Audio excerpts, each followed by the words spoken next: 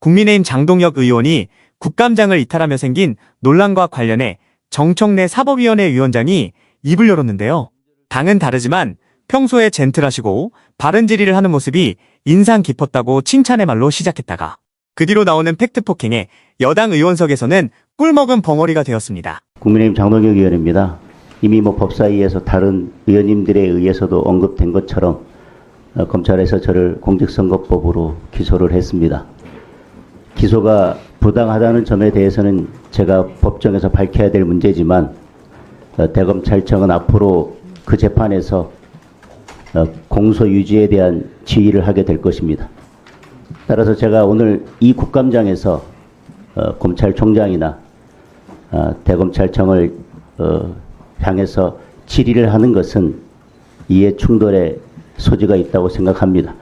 질의뿐만 아니라 제가 이 국감장에 있는 것 자체가 이해 충돌의 소지가 있기 때문에 저는 오늘 대검찰청에 대한 국감과 마지막 종합 국감에 대한 질의 및 국감 자체에 대해서는 제가 스스로 회피하겠습니다. 저는 오늘 이 신상 발언을 마치고 나가도록 하겠습니다. 장동혁 의원님 잠깐만 계세요. 잠깐만 계세요.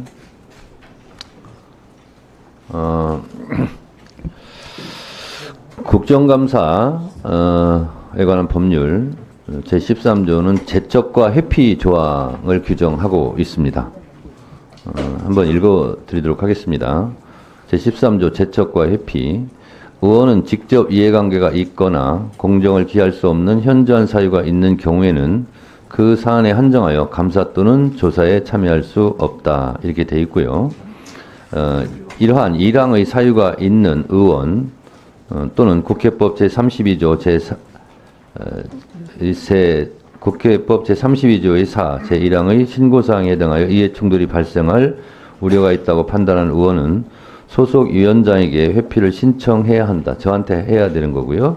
이 경우 회피 신청을 받은 위원장은 간사와 협의하여 회피를 허가할 수 있다. 이렇게 되어 있습니다. 그래서 장동혁 의원님은 그런 생각을 갖고 계신 거고 이 회피 또한 위원장의 허락이 있어야 가능합니다. 그래서 이 부분은 장동혁 의원님 질의가 몇 번이죠? 응? 6번이요? 장동혁 의원님 질의 순서가 6번인데요. 간사님들께서 이전에 협의해 주시고 저도 협의 결과에 따라서 회피를 허락할 건지 말 건지는 저도 판단을 해보겠습니다. 따라서 장동혁 의원님께서는 그때까지는 좀 기다려 주시는 게 어떨까. 간사간 협의에. 그래서 이것도 본인이 하고 싶다고 되는 게 아니네요. 이렇게 국회법, 국정감사법에 보면. 그래서 조금 기다려 주시기 바랍니다. 다음은 주질의 순서입니다만 장동혁 의원님의 회피 신청과 관련해서 위원장으로서 말씀드리겠습니다. 제가 먼저 얘기하겠습니다. 앞서 말씀드린 바와 같이 국정감사법 제13조 제척과 회피 조항을 보면 이해충돌이 발생할 우려가 있다고 판단하는 의원은 소속 위원장에게 회피를 신청하여야 한다. 신청했습니다. 이 경우 회피 신청을 받은 위원장은 간사와 협의하여 회피를 허가할 수 있다. 이렇게 되어 있습니다. 간사 간 협의 결과 간사 간의 의견이 정반대로 갈립니다. 회피 신청을 받아줘야 된다.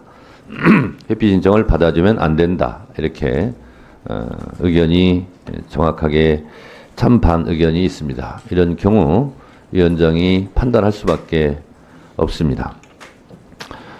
장동혁 의원님의 경우 국민의힘뿐만 아니라 여야 의원 모두가 재산신고 3천만 원, 축소신고는 실무적 착오일 텐데 이것을 무리하게 기소한 것이 맞다라는 것이 이건 여야 의원들의 공통된 의견이었습니다.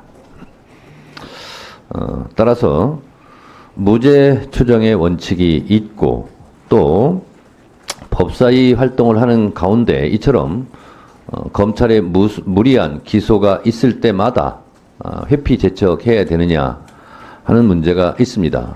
오히려 이렇게 되면 법사위원들이 검찰로부터 기소의 무기로 악용될 소지도 있다라고 위원장은 판단합니다. 따라서 위원장은 국회법 49조 1항의 규정에 있는 것처럼 위원회를 대표하고 의사를 정리하고 질서를 유지하며 사무를 감독하는 총체적인 의사 진행에 책임지는 역할을 하는 사람으로서 말씀드립니다. 법사위 활동이 대검에만 관계되는 것은 아닐 것입니다. 장동혁 의원님께서는 이 제척과 회피를 말씀하셨는데 정령 회피를 하시는 방법은 사보임하는 방법도 있을 것입니다. 따라서 법사위원장인 저로서는 회피를 허가하는 것이 적절하지 않다고 판단이 됩니다. 그래서 오늘 질의는 알아서 지혜롭게 해 주시면 좋겠습니다.